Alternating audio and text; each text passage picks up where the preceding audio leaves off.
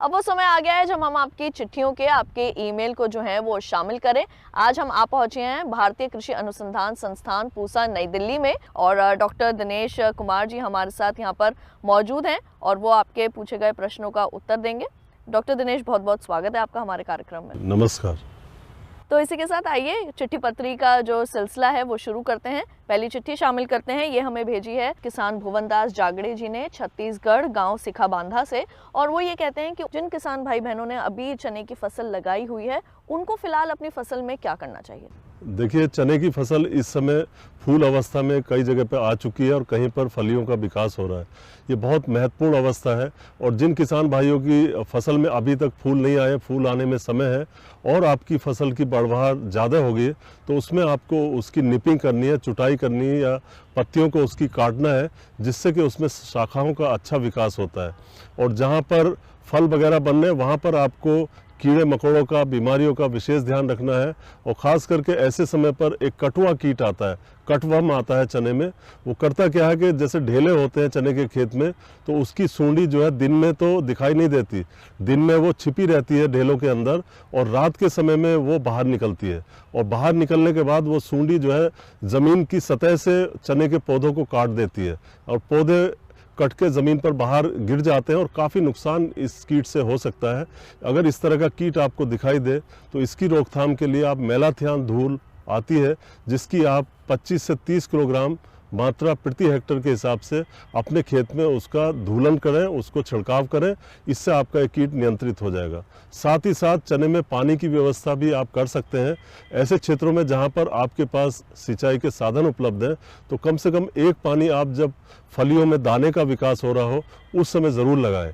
और चने में आपको खास बात का ध्यान ये रखना है कि जब फूलों की अवस्था हो उस समय पर आप फसल में पानी ना लगाएं। अगर फूल अवस्था पर आप पानी लगाते हैं चने की फसल में तो ये फूल आपके झड़ सकते हैं और फसल को नुकसान हो सकता है।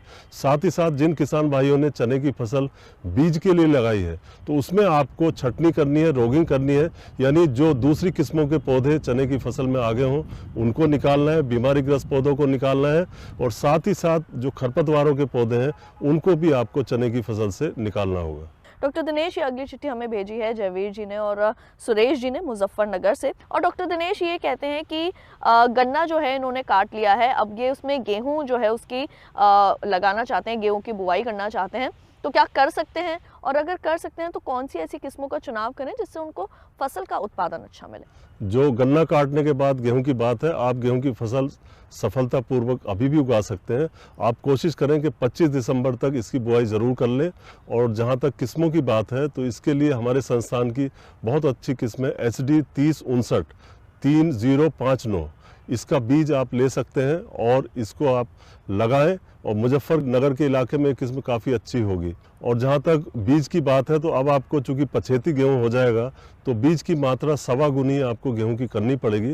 यानी जहां आप 100 किलो बीज एक हेक्टर में लगा रहे थे अब आपको 125 किलोग्राम बीज प्रति हेक्टर लगाना होगा। साथ ही साथ चूँकि इसमें ब्यात कम होता है, जो पछेती गेहूँ होता है हमारा, तो इसमें जो हमारी रोपाई की या बुआई की दूरी है उसको हम कम कर देते हैं। ये दूरी आपको 15 से 18 सेंटीमीटर रखनी है, यानी ज़्यादा दूर दूर गेहूं को नहीं बोना है। साथ ही साथ जैसे कई बार किसान भाई समझते हैं कि चूँकि पिछाया हमने गेहूं बोया है तो उसमें जो है पोषक तत्वों की ज़्यादा आवश्यकता होगी, ऐसा नहीं है, क्योंकि ये गेहूं की फसल आपकी खेत में 4 महीने के आसपास रहेगी, जिसमें पोषक तत्वों की मात्रा आपको कम ही डालनी पड़ेगी। खास करके जो नाइट्रोजन धारी उर्वरक है उसकी मात्रा आपको 120 किलोग्राम नाइट्रोजन प्रति हेक्टर के हिसाब से डालनी है, फास्फोरस 60 किलोग्राम और पोटाश आपको 40 किलोग्राम प्रति हेक्टर की दर से डालना है। नाइट्रोजन की आधी मात्रा, फास्फोरस पोटाश की संपूर्ण मात्रा आप बुआई के समय प्रयोग करें और नाइट्रोजन की जो बाकी आधी मात्रा है वो पहली सिंचाई के बाद आपको प्रयोग में लाना है। जहाँ तक बुआई की विधि की बात है, कई बार जैसे कि लेट हो चुके हैं आप, तो इसमें आप बिना जुताई के भी गेहूं की फसल को आप बो सकते हैं। इसके लिए आपको जीरो टिल ड्रिल मशीन आती है एक, जो बिना जुताई के भी आपके गेहूं की फसल को बो सकती है। इससे आपका 8 दिन का वक्त कम से कम बच जाएगा और बीज की मात्रा वही रहेगी, खाद उर्वरक भी वही रहेंगे, इसका प्रयोग कर सकते हैं आप। तो इस तरह से आप गेहूं की फसल ले सकते हैं। तो डॉक्टर दिनेश, ये तो बात हो गई पछेती गेहूं की, लेकिन हमारे जिन किसान भाइयों ने समय से गेहूं लगाया है वो उसमें खरपतवार नियंत्रण किस प्रकार कर सकते हैं? गेहूं जो आपने समय से लगाया है वो इस समय लगभग 1 महीने का हो गया होगा और उसमें खरपतवार हो सकता आए और आते ही हैं खरपतवार। चौड़ी पत्ती वाले भी आते हैं और सकरी पत्ती वाले भी आते हैं और दोनों से जो गेहूं की फसल को काफ़ी नुकसान होता है। इस समय पर आप खरपतवारों का नियंत्रण दवाइयों से भी कर सकते हैं। इसके लिए आपको सल्फोसल्फ्यूरान नाम की दवाई लेनी है जिसकी 30 ग्राम मात्रा, सल्फोसल्फ्यूरान 30 ग्राम और दूसरी दवाई है मेट सल्फ्यूरान की 2 ग्राम मात्रा। इन दोनों दवाइयों को आप 600 से 700 लीटर पानी में घोल बना लें और अपने गेहूं की फसल में इसको आप छिड़क दें। लेकिन इसमें खास ध्यान आपको ये रखना है कि ये छिड़काव आप बुआई के 30 से 35 दिन बाद करें। इससे बहुत पहले आप करेंगे तो ज़्यादा फ़ायदा नहीं मिलेगा और 35 दिन बाद अगर आप इसका छिड़काव करेंगे तो भी इससे ज़्यादा फ़ायदा आपको नहीं मिलेगा। तो बेहतर है कि ये छिड़काव आप बुआई के 30 से 35 दिन पर करें। यहाँ पे हमें देहरादून से भगत सिंह रावत जी ने ईमेल किया है और डॉक्टर दिनेश वो ये कहते हैं कि किसी कारणवश जो है उन्होंने फसल में इस बार पोटाश खाद नहीं डाल पाए हैं, तो क्या अभी उन्होंने गेहूं की जो बुवाई जो है वो 20 नवंबर तक कर ली थी, क्या अभी वो खड़ी फसल में उर्वरक का जो है इस्तेमाल कर सकते हैं? जी हाँ, पोटाश बहुत महत्वपूर्ण उर्वरक है और कई बार बहुत से कारण होते हैं जिसकी वजह से किसान भाई बुआई के समय पे इस उर्वरक का प्रयोग नहीं कर पाते या नहीं कर पाए हैं। उस दशा में आजकल संस्कृति आ गई है कि आप खड़ी गेहूं की फसल में भी पोटाश उर्वरक का प्रयोग कर सकते हैं। जो आपकी संस्तुत मात्रा है जो कि 40 किलोग्राम है आमतौर पे पोटाश के लिए, तो इसमें आप 20 किलोग्राम प्रति हेक्टेयर के हिसाब से पहली सिंचाई पे प्रयोग कर सकते हैं और 20 किलोग्राम प्रति हेक्टेयर के हिसाब से आप दूसरी सिंचाई पे पोटाश उर्वरक का प्रयोग कर सकते हैं। इससे आपकी फसल को लाभ मिलेगा और जो होने वाला इसकी पोटाश की कमी से होने वाला नुकसान था उसकी आप भरपाई आसानी से कर सकते हैं। अगली चिट्ठी शामिल करते हैं, ये हमें राजकुमार पुरोहित जी ने मध्य प्रदेश भोपाल से, और डॉक्टर दिनेश ये कहते हैं कि इन्होंने मटर लगाई हुई है लेकिन उसमें कुछ सफ़ेद पाउडर जैसा जो है उनकी फसल पर आ रहा है, तो उसके लिए क्या उपाय उनको करने चाहिए? चूर्णिल आसिता रोग होता है जिसमें सफ़ेद रंग का पाउडर जो फफूंद होता है उसकी बढ़वार होती है दरअसल ये, और ये पत्तियों पे होता है, साथ ही साथ तने पे भी आ जाता है और कई बार फल फूल सब चीज़ों पे इसका प्रभाव देखा जाता है। ये मटर की सबसे खतरनाक बीमारी है किसान भाइयों और इस बीमारी पे आपको लगातार नज़र रखनी है। अगर जैसे कि लक्षण हमने अभी बताए इसके, ऐसा सफ़ेद पाउडर आपको पत्तों पर दिखाई दे तो दिखाई देने के तुरंत बाद ही आपको इसका उपचार करना है। इसके लिए आपको सल्फेक्स नाम की दवाई लेनी है। ध्यान रखें सल्फेक्स, इसकी 3 किलोग्राम मात्रा आपको लेनी है और 1000 लीटर पानी में घोल बनाकर इसको आपको छिड़कना है। और दूसरा छिड़काव भी आपको करना पड़ सकता है, वो छिड़काव आप 14 दिन बाद करें और अगर फिर भी ये रोग नहीं जाता है तो तीसरा छिड़काव आप उसके 10 दिन बाद कर सकते हैं। हालांकि 2 छिड़काव काफ़ी होंगे, उनसे ये रोग नियंत्रित हो जाएगा। और भविष्य में कभी आप मटर की फसल लेंगे तो उसमें आपको ध्यान रखना है कि ऐसी किस्म का चुनाव करें जिसमें ये बीमारी ना आती हो, यानी रेसिस्टेंट वैरायटियों का आपको प्रयोग करना है। आमतौर पर मटर की फसल को कम पानी की ज़रूरत होती है और अगर हमारे पास सिंचाई के साधन उपलब्ध हैं तो 1 से 2 सिंचाई हम मटर की फसल में कर सकते हैं। पहली सिंचाई हमें फूल आने से पहले करनी है और दूसरी सिंचाई जब फलियों का विकास हो रहा होता है उस समय पर करेंगे तो हमें अच्छी पैदावार मटर की मिल सकती है। अगले ईमेल जो है वो शामिल करते हैं। ईमेल द्वारा भी हमारे कई दर्शक हैं जो हमसे अपने जो प्रश्न है वो करते हैं जिनको हम शामिल करते हैं अपने इस कार्यक्रम में।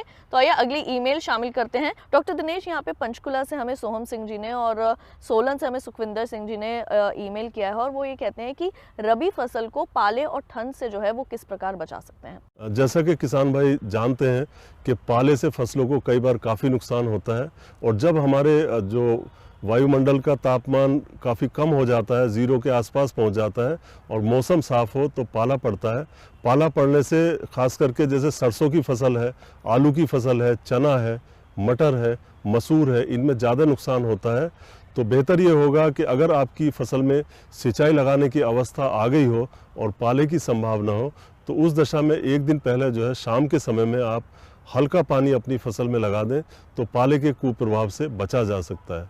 और अगर आपको लगता है कि पाला लगातार कई दिन तक पड़ रहा है और बहुत ज़्यादा नुकसान होने की संभावना है, उस दशा में आप 0.1% जो सल्फ्यूरिक अम्ल है उसका आप छिड़काव अपनी फसल पे कर सकते हैं, तो पाले के प्रभाव को कम किया जा सकता है। साथ ही साथ अब तो वैसे समय निकल चुका है, लेकिन अगली बार जब भी आप अपनी फसल लगाएं तो पोषक तत्वों की आपूर्ति आप भली भांति करें। खास करके जैसे गंधक है, गंधक तत्व काफ़ी मदद करता है फसलों को पाले से बचाने के लिए। तो संतुलित उर्वरक प्रयोग करके भी हम अप्रत्यक्ष रूप से अपनी फसलों को पाले से बचा सकते हैं। और कोई एक आध फसल ऐसी है, जैसे आम के बाग किसी किसान भाई ने लगाए होंगे, या अमरूद का लगाया होगा, या अन्य फलों के वृक्ष आपने जो है जुलाई अगस्त में लगाए होंगे, उनको भी पाले से नुकसान होने की काफ़ी संभावना होती है। तो उनमें आपको कोई ढकना है, उसको आपको पन्नी पॉलीथीन से आप उसको ढक सकते हैं, या फूस वगैरह मिल जाए आपको पौधों के अवशेष, उनसे भी आप अपने चारों तरफ पौधे के छांव जैसी स्थिति पैदा करके और उसको पाले से आप बचा सकते हैं। अगला भी ईमेल ही हमें आया है आलू के ऊपर, ये जो है ये हमें प्रश्न भेजा गया है। रामवीर सिंह जी ने बुलंदशहर से हमें डॉक्टर दिनेश प्रश्न किया है, और डॉक्टर दिनेश वो लिखते हैं कि आलू के जो उनके पत्ते हैं वो काले पड़ रहे हैं, वो जानना चाहते हैं या ये कोई बीमारी है या कुछ और इसका जो उपचार है वो कैसे करें। आलू की फसल में पत्ते काले पड़ रहे हैं, अब ये बाद में होते हैं। दरअसल होता क्या है कि इसमें संभावना यही है कि इसमें पचेती झुलसा आ गया है। इसकी पहचान खास ये है कि नोक की तरफ से, जो पौधे की नोक होती है, उसकी तरफ से पहले हल्का भूरा रंग होना शुरू होता है, और फिर ये भूरा रंग पूरे पत्ते पे फैल जाता है, और बाद में फिर भूरे से ये काला हो जाता है। कुल मिला के फसल मुरझा सकती है, और मुरझाने के बाद फसल सूख जाती है। आलू की ये सबसे खतरनाक बीमारी है, जिसे पछेती झुलसा कहते हैं। किसान भाइयों, इसके जो समाधान के लिए इस समय पर तो आपको रसायन का प्रयोग करना है, जिससे आप इसको नियंत्रित कर सकते हैं, लेकिन भविष्य में आपको ध्यान रखना है कि बीज आपको ऐसी किस्म का आलू की लेना है जो इसके रोग के प्रति रोधी हो। ऐसी किस्में आजकल उपलब्ध हैं, आप उन किस्मों की जानकारी ले सकते हैं, और साथ ही साथ बीज का उपचार करने के बाद ही आपको अगले साल आलू बोना चाहिए। जो वर्तमान स्थिति है, जैसे कि आपकी फसल में पछेती झुलसा आ गया है, तो इसके लिए आप डाइथेन M45 नाम की दवाई आती है, उसका प्रयोग करें।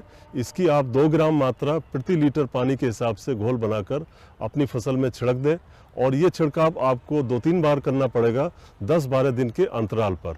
इसके बाद आपकी आलू की फसल में इस रोग का नियंत्रण हो जाएगा।